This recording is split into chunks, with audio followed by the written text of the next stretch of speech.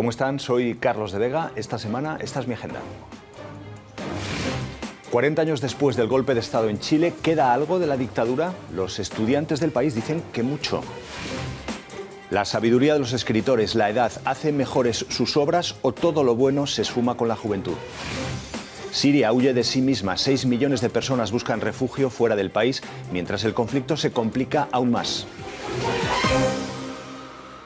Bueno, y se complica aún más, entre otras cosas, porque hay una nueva propuesta, que es la de que el régimen parece querer entregar sus armas químicas a la comunidad internacional. Guido Steinbarg es uno de nuestros invitados hoy, es experto en Oriente Próximo. Ustedes probablemente le conocen si siguen nuestra programación, porque es analista habitual del Journal. Guido, ¿es creíble esta propuesta de que Siria va a entregar las armas químicas? No, creo que no. Es algo para ganar tiempo. Realmente temen el ataque militar de Estados Unidos y están buscando formas de evitar. Y como parece, saben que el gobierno estadounidense no tiene apoyo internacional, no tiene apoyo adentro de Estados Unidos y por eso han publicado esa propuesta, pero el régimen en Siria en general usa estas armas químicas como última defensa. Ellos saben muy bien que en la guerra civil tal vez pueden salvar su posición solo con estas armas y por eso yo no pienso que van a dejar estas armas. Hasta sí, los rusos tratan de convencer a Bashar al-Assad de dejar estas armas. Dita, enseguida digo quién es nuestro siguiente invitado, Dita Maya, pero en principio ¿estás de acuerdo con lo que dice Guido sobre Siria? ¿O crees que es posible que pueda haber esa entrega, que pueda haber una...? Primero que yo dudo que Assad tiene control sobre su aparato militar y estatal. A veces el comandante en plaza, que manda en el campo, hace lo que quiere y usan las armas que tienen. Esto es usual, esto hacen los militares. Bueno, Dita Maya conoce muy bien el tema de las armas químicas porque, entre otras cosas, ha escrito este libro, Pantalones de cuero, moños y gas sarín, que es un libro sobre uno de los capítulos más oscuros de la historia chilena, una secta en la que un ciudadano de origen alemán, entre otras cosas, fabricaba gases tóxicos en Chile. Es también muy conocedor de lo que ha sido la dictadura de Chile y los 40 años que se cumplen ahora del final de esa dictadura, del golpe de Estado que derrocó, a Salvador Allende, y también tiene escrito una biografía de Augusto Pinochet, ¿verdad? ¿Es un interés el de Chile que te surge? ¿Por qué? ¿Porque llegaste a vivir en el país o cuál es el interés que tienes en ese país? Cuando los militares chilenos golpeaban, yo trabajé en la solidaridad con América Latina y poco después empecé a trabajar en Amnistía Internacional en Frankfurt am Main. Y ahí nos llegaron gente de Chile, refugiados, gente que salieron directamente de las cárceles y nos contaron sus experiencias y esto deja un impacto. Y nos llegaron diariamente listas de detenidos y así sabíamos mucho.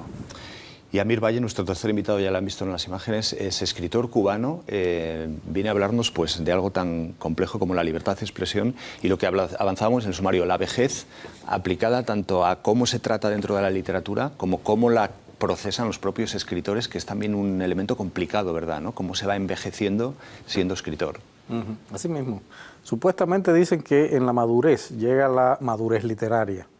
La literatura se ha dedicado a desmentirlo durante mucho tiempo también porque generalmente muchas personas, por poner un caso muy cercano, el Premio Nobel de Literatura Mario Vargas Llosa escribió sus grandes obras cuando apenas sobrepasaba los 23 años. Es decir, hay muchas cosas, es un tema muy complejo y el festival ha dedicado este año, como otros años, al tema de cultura y envejecimiento, cómo envejecer mejor, ¿no? Amir nos habla del festival porque, hablamos de este tema hoy porque se está celebrando el Festival Internacional de Literatura de Berlín, que tiene, entre otras cosas, este tema dentro del debate. Amir, hablábamos de Siria con Guido. Vamos a seguir la conversación sobre ese tema. ¿Tú cómo lo ves? Como escritor, como ciudadano, como persona de origen, como cubano, ¿cómo ves lo que está sucediendo en Siria? Yo lo veo en una doble condición. Primero, como periodista, es un tema que me interesa mucho justamente porque mi especialidad como periodista es el Medio Oriente. Es decir, lo sigo muy de cerca y estoy totalmente de acuerdo con lo que decía Guido. Desde el punto de vista humano, lo veo en el hecho de que me interesa mucho más qué va a pasar con los refugiados. Y lo digo desde el punto de vista humano, me siento más cercano porque incluso en Siria, entre los refugiados hay familias cubanas que están pidiendo salir del país y no han sido atendidas. Es decir, son cosas que nos tocan muy de cerca hoy y Siria creo que está en el tema del mundo, no solamente con los que tienen relación con el mundo árabe. Vamos a introduces el tema de los refugiados y enseguida hablamos de esta iniciativa de entrega de las armas químicas, pero vamos a ver un poco cuál es la situación de esos más de 4 millones de personas desplazadas ya en distintos países del mundo y seguimos con la conversación. Alemania acogerá a 5.000 sirios este mes, uno de los contingentes más grandes en Europa detrás de Suecia. Pero los refugiados son recibidos en Alemania con desgana. El número de refugiados crece de manera impresionante. Naciones Unidas dice que al menos 2 millones de sirios ya salieron de su país. Muchos viven en campos provisionales en países vecinos. Lo aterrador es que el primer millón dejó Siria en un lapso de 2 años, el segundo millón en 6 meses. Mientras en Siria siga creciendo la ofensiva militar, el éxodo del país aumentará todavía más. Pero ¿a dónde irán todos los refugiados? Vamos, si quieres, Guido, empezar por aquí. ¿Hasta qué punto la situación de estos millones de personas, 4 millones de desplazados dentro del país, 2 millones de refugiados ya fuera, puede hacer que incluso una intervención militar empeore aún más las cosas, o una posible intervención militar? Claro que sí. Cuando los americanos empiecen a atacar Damasco, mucha gente se va a ir de la ciudad. Por lo menos 4 millones de gente, entre 24 millones de sirios, vive en la capital y muchos de ellos van a tratar de dejar al país, especialmente rumbo a Líbano, porque la ciudad está cerca de la frontera. Pero de todas maneras, sin ataque militar americano o con, muchos sirios ahora se van a ir, porque por supuesto temen los americanos, pero también temen el régimen que, como parece, ha usado armas químicas. Cuando los Estados Unidos ataque Siria, lo dices de una forma completamente positiva, segura. ¿Estáis de acuerdo en que eso va a pasar también? ¿Que ese ataque realmente va a llegar? ¿Lo veis como algo tan certero como lo ve Guido? Yo no creo que Estados Unidos van a atacar Siria en forma masiva con tropas en la tierra. Puede ser que los castigan y que lo destruyen parte de su infraestructura militar, pero yo no creo que ni siquiera que será un ataque, digamos, limitado, como muy concreto, como con pocos daños colaterales, como se dice. O sea, van a tratar de no crear víctimas innecesarias. Pero es difícil decir si esto va a funcionar, porque antes tampoco funcionaba. Lo que deberían hacer, por mi punto de vista personal, crear una zona de seguridad dentro del territorio siriano para proteger refugiados allá. Porque la gente no quiere salir, tiene que salir. Sí. Tú mueves la cabeza. Ya. A mí me parece buena idea y se discutió ya hace dos años, pero eso es decir, atacar a los sirios primero, ¿no? Para formar una zona de seguridad. Eso tal vez es hasta más peligroso que atacar limitadamente del aire con misiles del mar Mediterráneo, como yo pienso va a pasar ahora. Pero todo lo que hacen los americanos es sumamente peligroso en esta región. Y esto es el problema de Obama. Por eso está buscando apoyo, porque hasta si solamente es un castigo, la gente pregunta, por supuesto, cuáles son las metas de un ataque militar. Es derribar al régimen de Bashar al-Assad, sino es tratar de convencer a los rusos, a los iraníes, tal vez a los sirios, de empezar negociaciones. Nadie lo sabe y eso es el problema. Normalmente no se empieza una acción militar hasta si es limitada, sin objetivos bien definidos. Emir, no sé si querías decir algo. Sí, o sea, en el caso, o sea, yo soy un poco pesimista en relación con valorar la justicia de Estados Unidos. La experiencia demuestra todo lo contrario, es decir, yo pienso que Estados Unidos siempre juega con demasiadas agendas ocultas. Hay muchas cosas siempre detrás de todas las supuestas cosas que se hacen en pro de una tercera persona, en este caso un país.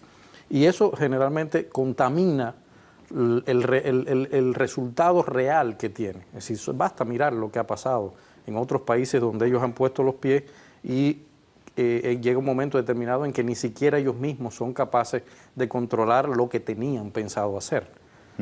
Precisamente por todas las situaciones que, como bien decía Guido, están en ese Medio Oriente convulso y muy volátil en todos los sentidos, ¿no? ¿Querías decir algo, Dieter? Sí, controlar las consecuencias es mucho más difícil que empezar una acción. Pero sin embargo hay una necesidad humana de hacer algo y ahí estoy sin respuesta, tengo que decir. O sea, estamos de acuerdo, lo mejor sería una zona de protección protegida por las Naciones Unidas, esto sí, pero si no alcanzamos esto, ¿quién lo hace? Esta conversación, lo cierto es que la podíamos haber hecho la semana pasada y prácticamente utilizar los mismos argumentos, pero claro, no podemos obviar este nuevo elemento en el que tú no confías en absoluto, que es que Siria entrega sus armas químicas. Pero claro, ¿qué pasa si eso se formaliza? Si Rusia dice que lo están haciendo bien, si las opiniones públicas, que también cuentan mucho, ¿no?, de países como Estados Unidos, incluso países europeos, empiezan a dar credibilidad a esa propuesta, ¿realmente el ataque no puede llegar a un momento en el que pierda la fortaleza o el respaldo que tiene ahora mismo? Eso sería un éxito, ¿no? Si realmente pasaría... Éxito del régimen sirio, quieres decir. No, también un éxito de la comunidad internacional, porque eso es lo que realmente pedimos todos nosotros, que los rusos apoyen una solución negociada entre los sirios. Y hasta si realmente dejan sus armas químicas, está solucionado un problema. Pero tú no crees que eso vaya a pasar. No, eso no va a pasar porque el régimen sirio, Bashar al-Assad, su hermano Maher y todos sus oficiales, todas sus familias están luchando no solo por el régimen, pero para sobrevivir en este país. Ellos piensan que la oposición va a matar no solo a los oficiales, pero a mucha gente de la minoría alawita en el país, y yo creo que tienen razón, y por eso no pueden dejar armas tan potentes como son estas armas químicas. Es su última defensa y no pueden dejar a estas. Hasta si los rusos dicen que sí, siempre tienen el apoyo de los iraníes. Los iraníes son los que están apoyando al régimen militarmente en estos meses. No son los rusos. Esto es solo un apoyo diplomático. Y ellos, Bashar al-Assad y su régimen, todos ellos van a luchar hasta el fin. Se me está ocurriendo que no sé si tiene mucho que ver, pero lo cierto es que sí que hay dentro de la historia de Oriente Medio un dictador sanguinario desde todos los puntos de vista que, sin embargo, logró de alguna forma convencer a la comunidad internacional de que se volvía al bando de los buenos, entre comillas, que fue Gaddafi. Yo no sé si en ese escenario una situación parecida es posible con Bashar al-Assad. No lo creo, no después del uso de armas químicas. Y la diferencia grande es que Gaddafi, que era un criminal, no mató a 100.000 personas de su propio país, ¿no? Bueno, 100.000 no sé, pero unos cuantos seguro, ¿no? Unos cuantos, pero hay diferencias. Sí, sí, sí. Tú te reías también, ¿tampoco crees que sea posible? No, no creo en absoluto. En absoluto. Volviendo a la parte humana de lo que es este conflicto, que es verdad que es algo que cuando empezamos a hablar de geopolítica parece que se nos olvida, pero es todas estas millones de personas que están ya fuera de Siria. ¿Cómo se soluciona ese problema, incluso dando por hecho de que el problema político pueda llegar a tener una solución, ya sea militar o ya sea diplomática? Pero todo este movimiento de millones de personas que están ahora mismo en Jordania, en Líbano, en Europa, ¿volverán a Siria o cuál es la solución para esta gente?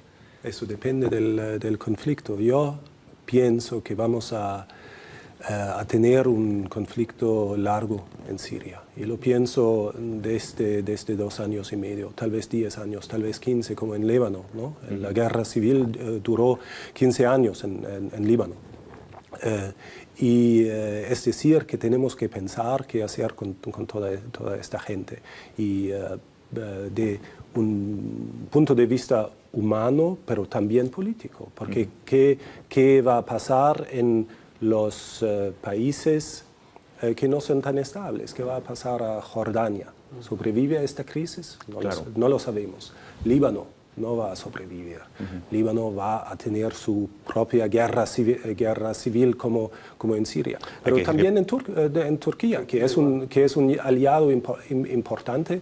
A mí me parece que tenemos que empezar ahora a pensar en esa gente y a pensar en una solución, no solo para unos meses, pero para años.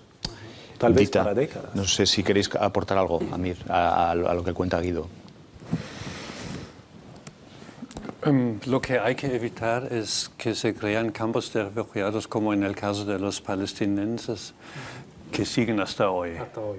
Pero ¿qué hacer? O sea, Europa tiene ya problemas con los cientos de refugiados que vienen a Lampedusa, al sur de Italia. ¿Cómo van a poder aceptar y integrar miles y millones de sirianos? Aunque yo estoy de acuerdo, pero yo no veo mucha facilidad aquí. Si Alemania dice 5.000, ok, es nada. Y Suecia otros 5.000.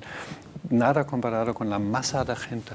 Yo creo que hay que hacer un plan mundial de distribuirlos y dejarlos integrarse, porque este conflicto va a durar muchos años. Los niños de los refugiados van al colegio, al kinder. La gente se integra, empieza a trabajar y no puede volver de un momento al otro. Eso no funciona. Los cubanos tampoco podrían volver a Miami en masas cuando no se da. A mí me parece que tenemos que acoger a más gente primero en Alemania, mucho más que 5.000, ¿no? Segundo, tenemos que aceptar más gente en Europa. Después tenemos que convencer a los turcos de reabrir la frontera, porque han cerrado oficialmente la frontera y mucha más gente va a salir de Siria en los próximos meses. Y vamos a convencer a los turcos con mucha plata.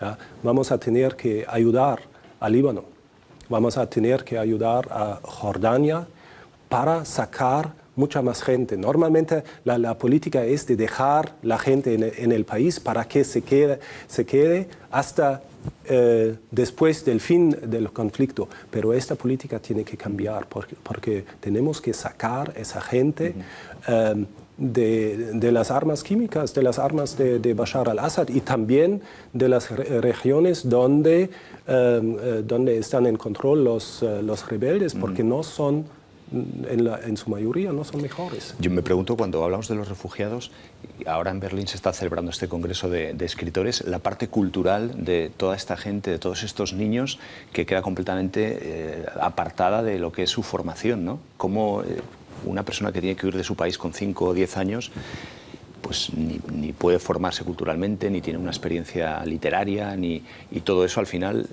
es algo que te queda para toda la vida, ¿no? Que es muy difícil de recuperar. Sí, mira, me llama la atención mucho que en los últimos tiempos, sobre todo en las redes sociales, se está pidiendo salvemos el patrimonio de Siria. Es un grito que se está dando mucho ahora, o sea, tiene que ver con la cultura. Yo esto lo veo, o sea, como lo he dicho en otro programa acá, yo soy refugiado político. Es decir, yo tuve que cortar raíces, yo me imagino, o sea, yo sé cómo puede sentirse una persona que de pronto las circunstancias lo obliga a salir de su país. Y eso me hace, digamos, sentirme un poco más sensibilizado con el tema. En el caso por ejemplo, del Festival Internacional de Literatura de Berlín, coincide justamente con una gran presencia árabe. Y algunos sirios, algunos iraníes, donde no solamente se está hablando de todas las violaciones que desde la Primavera Negra hacia acá se han venido cometiendo con la cultura, con los escritores, con el periodismo libre. No solamente se está hablando de eso, sino se está hablando, digamos, del tema que es la columna central del festival, que es cultura y envejecimiento, es decir, todo lo que tiene que ver el universo cultural de una sociedad en torno al proceso de envejecer. La pregunta sería, como decía él ahorita, los niños van a la escuela, pero de esos millones de refugiados, muchos viejos van a perder todas sus costumbres, sus raíces, claro. Es decir, es lo mismo. Déjame apartarme un poco del tema de Siria y entrar un poco en lo que estás hablando del Congreso. Y te lo voy a preguntar así, de esta manera un poco cruel. Bueno, cruel no lo sé. A medida que te vas haciendo mayor, siendo escritor, ¿eres mejor escritor o la edad te convierte en un escritor peor? Iba a decir más caduco, pero es que eso ya me parece como insultante. No, no lo creo. Mira, lo que sí está demostrado es que... Porque de esto habéis hablado, ¿no? De esto se habla en el Congreso. Sí, se habla mucho, o sea, se ha hablado mucho y es un tema que llevamos desde que yo llevo ya casi 30 años de carrera y es un tema muy normal. Cuando éramos jóvenes nos decía, para escribir la gran novela tú tienes que hacerte viejo. Es decir, las novelas no se podían escribir sin tener madurez, la experiencia de la vida. Yo digo que eso es un mito, o sea, porque hay muchos ejemplos a lo largo de la literatura que lo desmienten. Pero lo que sí es cierto, y es uno de los temas básicos o sea, que se ha hablado mucho en este tiempo, es que una de las cosas que promueve la cultura ayuda mucho a envejecer mejor. Es decir, aquellos países donde las personas de la tercera edad o las personas a lo largo de su vida han tenido más acceso a la cultura en cualquiera de sus sentidos, han mostrado un nivel mejor de envejecimiento, incluso en la relación de lo que tiene que ver la cultura con la sanidad. Es decir, cómo una persona puede ser más sana si tiene costumbres físicamente. O sea, no solamente ya que tengas la cabeza mejor ordenada. No, incluso biológicamente. O sea, en el resto de las cosas, cómo una persona puede envejecer mejor si ha tenido un contacto mucho mayor con diversos escenarios de la cultura. Dita, que por cierto, Dita en su parte artística se llama Friedrich Paul Haller. Sí. Seudónimo. ¿Seudónimo por qué, Dita? Cuando escribí el primer libro sobre Colón de Dignidad, la cosa era todavía bien peligrosa. Okay. O sea, hubo amenazas incluso directas. Mi teléfono particular, cartas, muerte a los comunistas y cosas de este índole. Colonia Dignidad, que es la colonia de la que hablábamos en el sumario, dirigida por este señor que era un ogro, ¿no? ¿Y estás de acuerdo con lo que dice Emir, que para ser, con la teoría de que para ser buen escritor, o la teoría clásica, hay que ser viejo? Bueno, mi compatriota Goethe escribió su mejor pieza con 20 y tantos años en Werther. Un ejemplo más. Pero él siguió escribiendo. O sea, con la edad mía, que es en 67 años, en 2 días te falta más. Mucho entonces para saberlo. Yo creo que escribo más coherente, eso sí. Cuando uno está joven, uno salta de un punto al otro. Pero, bueno, la juventud también tiene sus ventajas cuando escribe. Así que es difícil decir que ayuda más. Pero lo que sí es cierto, que literatura, en mi caso la música ayuda a envejecer. O sea, yo canto en un coro y toco el flauto. Esto me da una continuidad, un relajo. O sea, esto es Luego mucho. hay casos en los que el envejecimiento, incluso, o el deterioro físico, puede crear también genios de alguna manera, ¿no? Gente que a lo mejor dentro de su demencia, o ya no por la edad, sino por la propia enfermedad o enfermedades mentales, que provoquen también una especie de genios artísticos. Estoy acordando de un escritor español, Leopoldo Panero, que es un poeta menor, ¿no? Pero él ha estado siempre viviendo en manicomios y escribe poesías geniales, ¿no? Con lo cual, al final hay un límite ahí también extraño, ¿verdad? Hay una novela cubana que se llama Un mundo de cosas, que le escribió uno de los grandes novelistas cubanos, que se llama José Soler Puig. Y es la historia de el grupo Bacardí, o sea, la firma Bacardí, que como se sabe es cubana, de origen cubano. Y es la historia contada por un viejo que está todo el tiempo meciéndose en un sillón con síndrome, con un Alzheimer completo. Y él cuenta la historia saltando de un lado al otro.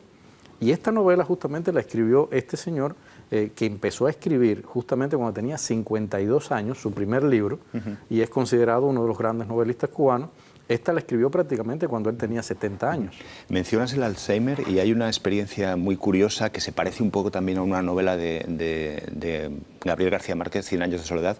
En Antioquía, una región en Colombia, no sé si lo conocéis, hay un poblado en el que de forma hereditaria los habitantes han ido teniendo Alzheimer precoz. Lo que llamaban ellos la bobería se volvían bobos. Y es curioso porque genéticamente han ido transmitiéndose unos a otros esa enfermedad, también porque había muchos matrimonios que eran consanguíneos, ¿no? Vamos a ver cómo viven allí esta gente y seguimos hablando de este tema. A muchos les toca, y les toca antes de lo esperado. En la región de Antioquia, una región montañosa al noroeste de Colombia, sus pobladores pensaron que tenían una maldición. Hoy se sabe que es un defecto genético. Se trata de la enfermedad de Alzheimer. Miles de personas se enferman o se han enfermado de Alzheimer al llegar a la edad de 40 años.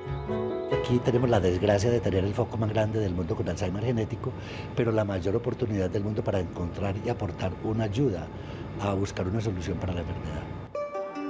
La investigación mundial sobre Alzheimer ha puesto la mirada en esta región colombiana y en el hospital de su universidad. El doctor Lopera realizó un estudio con enfermos de Alzheimer que ha recibido reconocimientos nacionales e internacionales. El éxito del estudio radica en tratar la enfermedad antes de que ésta brote. César participó en el estudio. Su padre tenía Alzheimer y él un 50% de probabilidad de adquirirlo. Él y sus hermanas tuvieron que aprender a vivir con este miedo. Bueno, estamos hablando de la edad, de la creatividad que puede tener una persona cuando llega a sus últimos años de vida, porque hay un Congreso Internacional de Literatura en Berlín que está tratando justamente este tema, la creatividad de los escritores cuando van avanzando en su edad.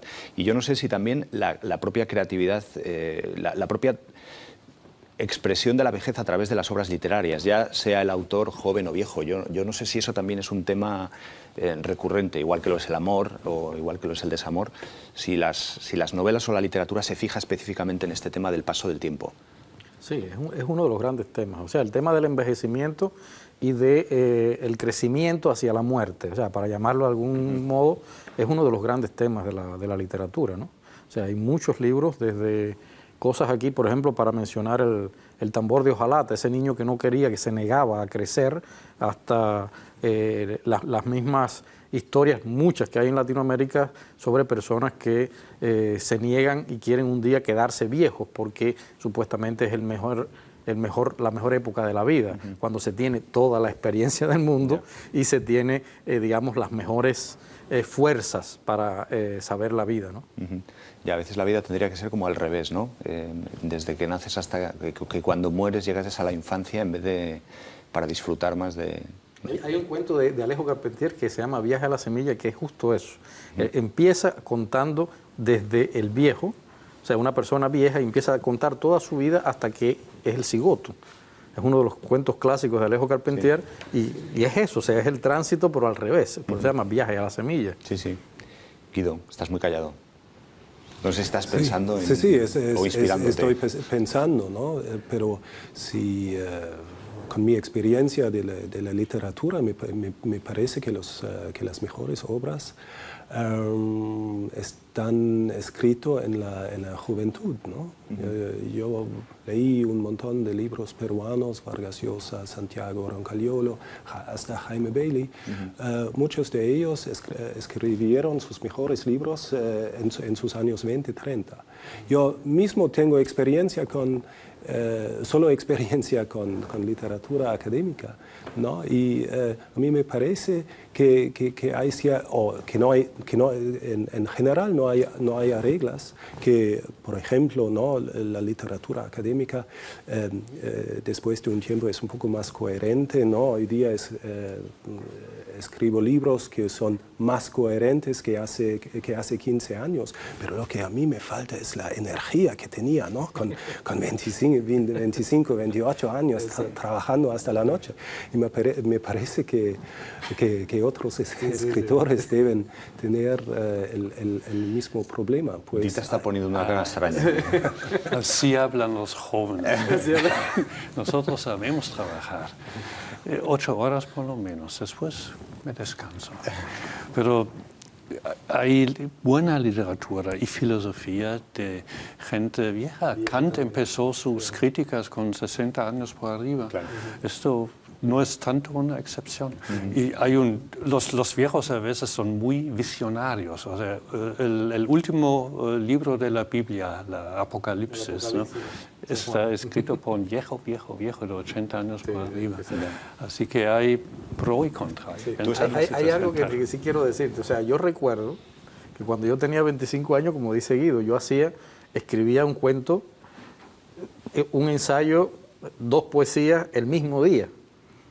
Hoy yo sí trabajo siempre 8 horas, o sea, uno se crea un método, pero ya no me sale todo junto. O sea, ya solamente puedo escribir un ensayo y a lo mejor en 3 días.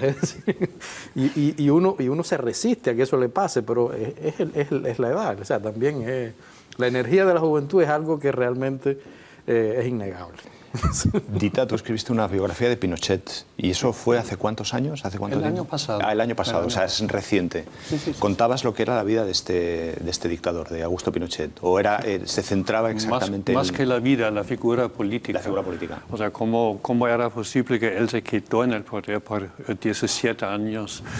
¿Cómo entra el mal al mundo o cómo se conserva, cómo se activa toda la maldad del régimen? Ahora que se cumplen 40 años del golpe militar, todo eso ya crees, en Chile hay muchas protestas, hay mucha discusión, parece que sigue habiendo división. Es complicado, lo hablamos en cualquier país con dictadura, ¿no? Luego probablemente pues que se difumine o que se asimile por el país todo lo que ha sido una dictadura como la de Pinochet, ¿no? Que desaparezca, digamos, de la memoria de la gente.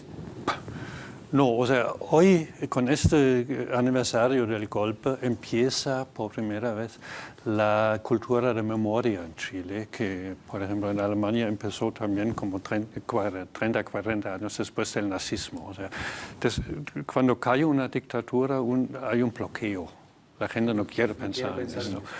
Y cuando pasa una generación, la gente empieza a recordarse y crea una cultura de memoria. Esto está pasando en Chile. Todos los días 11, en los últimos años, 11 de septiembre, hubo batallas en la calle de Chile con piedras y gas lacrimogénico. Hoy, o ayer, era el día domingo, hubo una gran manifestación de 30.000 personas, pero pacífica, pero con consignas reales. ¿Dónde están los desaparecidos, etcétera? Pero fíjate que sigue habiendo división, ¿no? Ha habido dos marchas oficiales, una en la que ha estado Bachelet y en la otra donde ha estado el presidente Piñera. Y sigue habiendo como... Hay división, sí. Pero así empieza la cosa. La cosa no empieza con el consenso, sino con el disenso. Y con el tiempo tiene que desarrollarse un tipo de consenso, ¿no?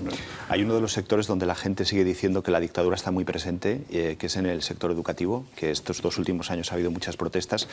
Camila Vallejo es una de las líderes estudiantiles que está protestando más por el hecho de que la educación sea tan cara y que sea tan elitista en Chile. Vamos a ver cómo está la situación sobre este tema en concreto y seguimos hablando de Chile. Desde 2011, las calles en Chile han estado muy agitadas. Miles de estudiantes jóvenes salieron desde entonces para protestar contra políticas de privatización de la educación. La privatización y el financiamiento estudiantil son parte de la herencia de la dictadura de Augusto Pinochet.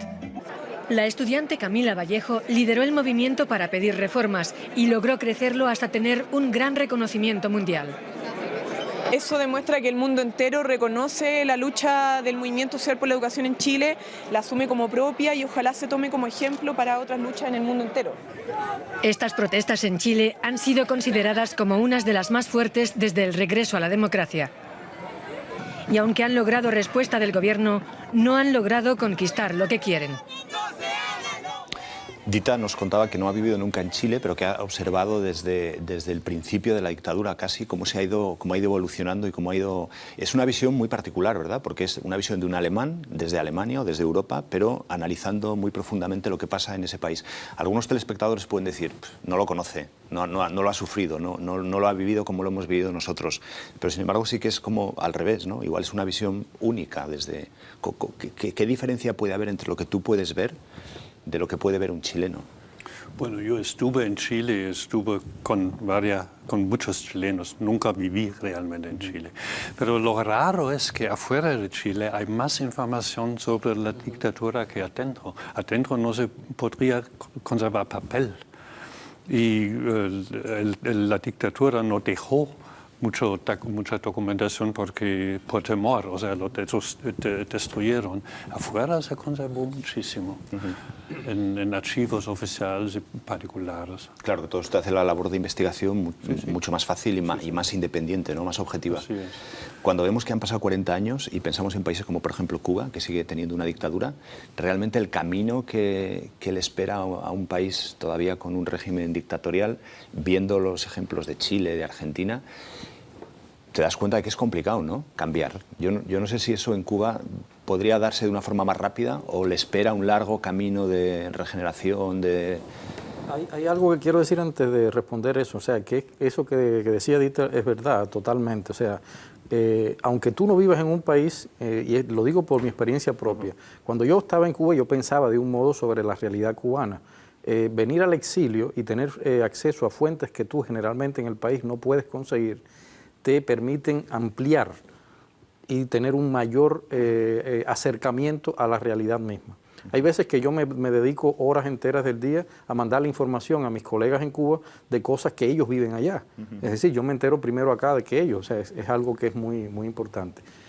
La segunda parte ya sería bastante claro. A mí me llama mucho la atención, por ejemplo, que yo seguí de cerca cuando empezó Camila Vallejo su trayectoria, seguir de cerca eso porque ya lo había visto antes en el movimiento universitario de Puerto Rico, en el movimiento universitario en México, habían existido ese tipo de estallidos sociales, ¿no?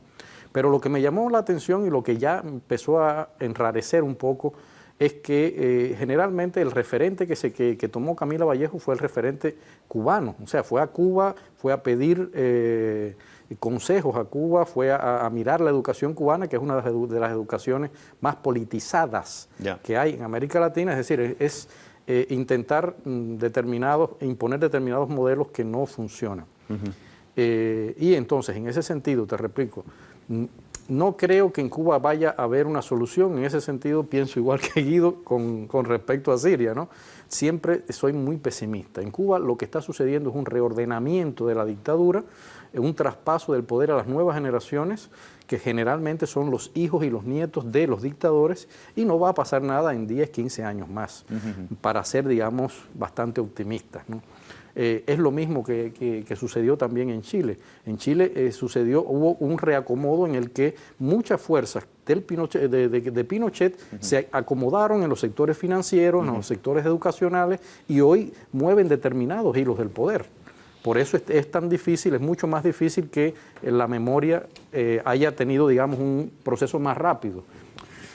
El proceso en Chile de transición duró muchos años. Empezó en 80 y la dictadura terminó en 90 y después siguió la transición.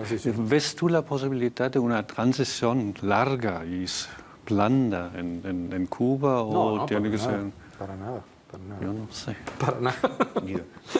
Sí, hemos hablado sobre Cuba, ahora Chile, Siria. Son todos países que han tenido sus eventos traumáticos, ¿no? Golpes, revoluciones, guerras civiles. Y lo que es interesante es que en todos estos casos está la memoria de estos acontecimientos siempre necesita su tiempo.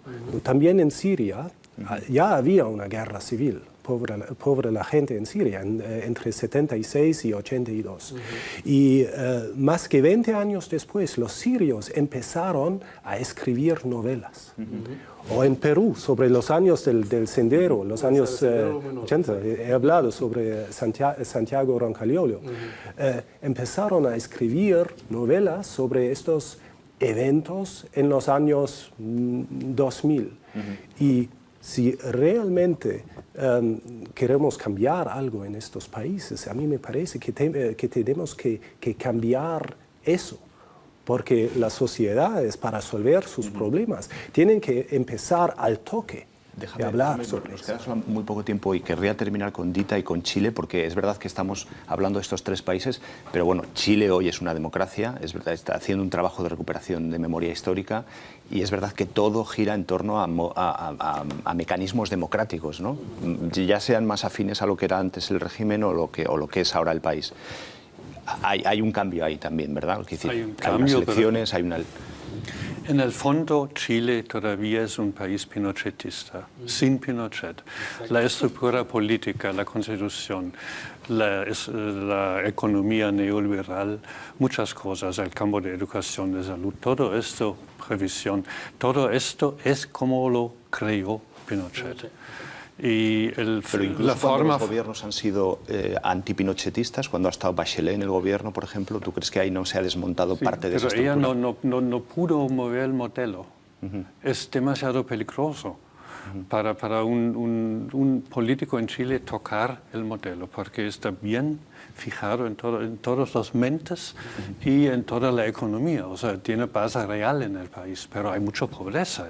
O sea, no es un país modelo por ningún motivo. Pero va a durar muchos años de liberarse del neoliberalismo, de reescribir la Constitución. Bueno, es una democracia más bien formal. Muy bien, nos quedamos ahí con el largo camino que todavía le queda a Chile, por supuesto a Cuba, y veremos qué pasa con Siria. Gracias a los tres por estar en este programa tan apasionante, gracias además por involucrar los tres temas juntos que son tan complicados, ¿verdad? Y la literatura. Gracias también a ustedes por seguirnos en Agenda. Saben que pueden seguir haciéndolo a través de nuestra página en Facebook, nuestra página web donde pueden volver a ver el programa, y tenemos abierta cuenta en Twitter para recibir sus comentarios y también sus quejas, claro que sí. Hasta la semana que viene, cuando vuelva a abrir una página de Mi Agenda.